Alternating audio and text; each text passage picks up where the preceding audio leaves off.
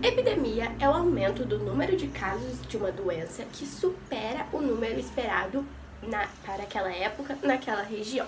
Quando a epidemia passa de um país ou continente, temos uma pandemia, como a AIDS e o Coronavirus!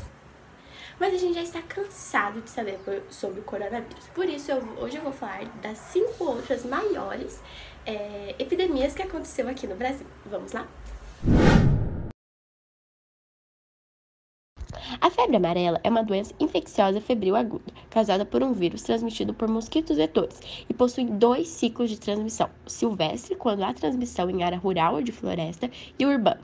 É uma doença de notificação compulsória imediata, ou seja, deve ser prontamente comunicada em até 24 horas após a suspeita inicial. Os sintomas são muito diversos, entre eles se destaca calafrios, dor de cabeça intensa, dores nas costas, dores no corpo em geral, náuseas e vômitos, fadiga e fraqueza.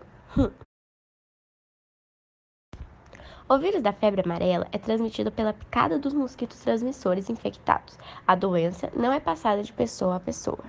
No ciclo silvestre da febre amarela, os primatas não humanos, no caso os macacos, são os principais hospedeiros e amplificadores do vírus e os vetores são mosquitos, com hábitos estritamente silvestres. No ciclo urbano, o homem é o único hospedeiro com importância epidemiológica e a transmissão ocorre a partir de vetores urbanos infectados.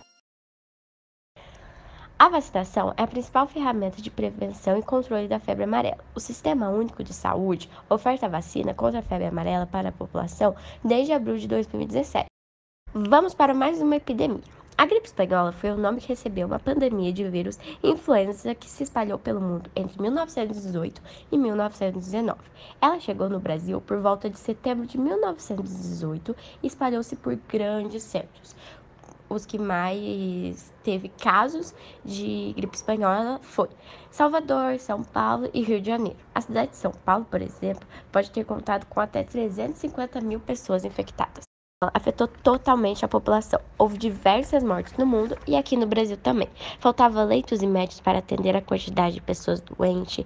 Vários lugares foram fechados, como bares, fábricas, escola. Aglomerações públicas estavam sendo evitadas. O número de mortos era tão grande que os cemitérios locais ficaram extrapolados. O serviço até mesmo teve que ser parado, né? O afastamento do trabalho, óbvio, daqueles que mais podiam, os que não podiam tiveram que continuar indo. E até parece com uma realidade que a gente viveu nos últimos 2 anos, né? Muito comum dores musculares e nas articulações, intensa dor de cabeça, insônia, febre acima de 38 graus, cansaço excessivo, dificuldade para respirar e a sensação de falta de ar. Não se tinha muito o que fazer, era aconselhado repousar e manter uma alimentação e hidratação adequada, assim pouco eram os pacientes que ficavam curados, dependendo do seu sistema imune. E morreu.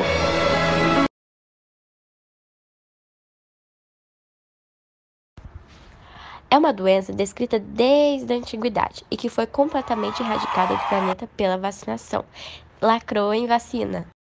A varíola é uma doença infectocontagiosa causada por um vírus que se destaca como uma das doenças que mais causa mortes na história da humanidade. Ela chegou a matar cerca de 300 milhões de pessoas somente no século XX. Em meados de 1904, um surto de varíola atingiu o Rio de Janeiro com cerca de 1.800 pacientes internados no Hospital São Sebastião. No inverno do mesmo ano, 3.500 pessoas morreram por conta da doença. A transmissão pode ocorrer por inalação de gotículas contendo o vírus, as quais são eliminadas pelo doente ao falar, tossir ou espirrar. O período de incubação média da varíola é de 12 dias. Após isso, os sintomas surgem de maneira rápida, com febre alta, dores de cabeça, dores no corpo, abatimento, calafrios e principalmente irritação da pele.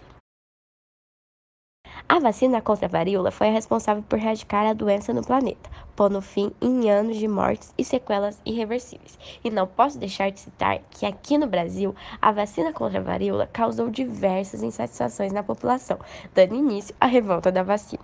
Mas isso já é outra história. Viral causada por um arbovírus, transmitido pela picada do mosquito Aedes aegypti. Por necessitar da água para seu ciclo de vida, o número de mosquitos aumenta nos meses chuvosos.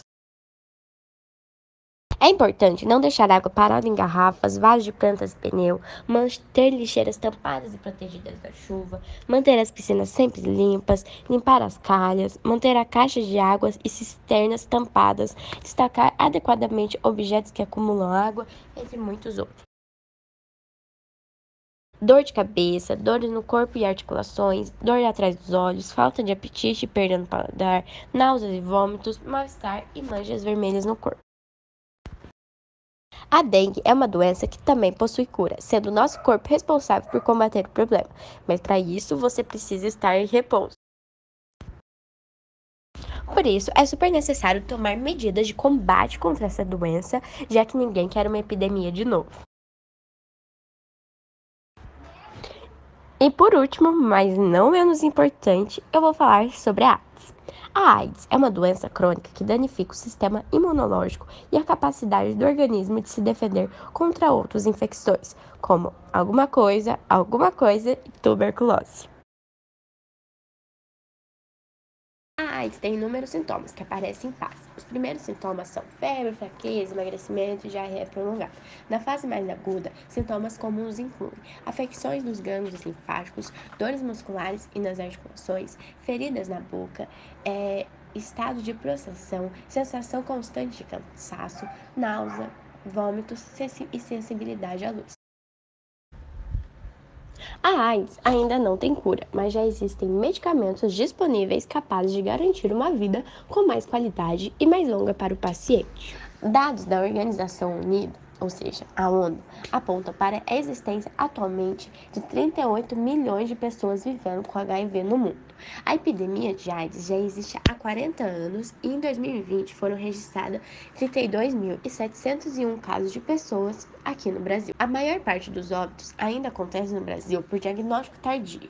As pessoas não procuram os serviços e quando procuram, já procuram num estágio muito avançado.